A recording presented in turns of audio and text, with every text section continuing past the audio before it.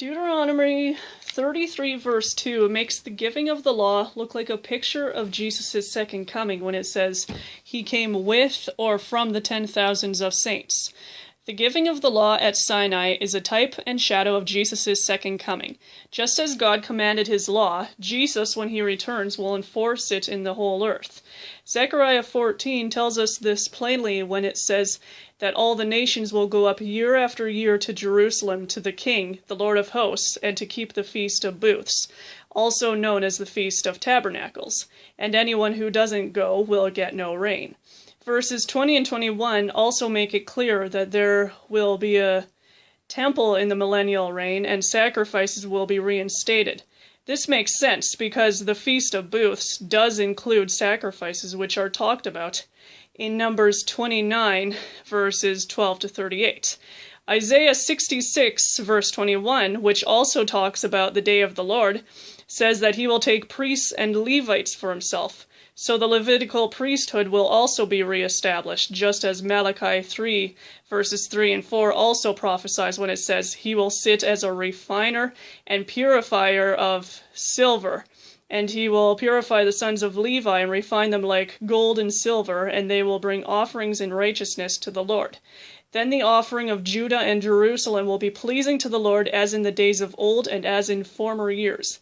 Jesus' government, when he returns, will be a Torah-based government. Why? Malachi 3 verse 6 in part states, for I, the Lord, do not change. Modern Christianity has made God change his law, saying he brought a more perfect law through Jesus. But can what is already said to be perfect be made more perfect? That is ridiculous. Again, Christianity states that Jesus kept the law so we don't have to. But whatever happened to do what Jesus did? Remember Matthew 5:17 to 20. Jesus does want us to keep the Torah. Malachi 2 verse 6 calls the law of truth, and Psalm 119:43 calls the law the word of truth. And Jesus, when praying, prayed, sanctify them in the truth. Your word is truth. Time and again, God's law is called the word of truth and the law of truth. Jesus did not contradict what is written in the prophets. He agreed with it, he kept it, and he commands us to keep it. Matthew 5:17 to 20, and Matthew 23, verses 2 and 3.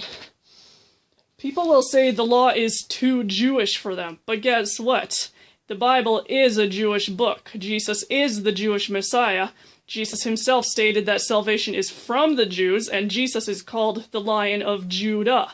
So if something is too Jewish for you, then you must not know the Jewish Messiah, also called the King of the Jews. Matthew 2 verse 2. Something to think about.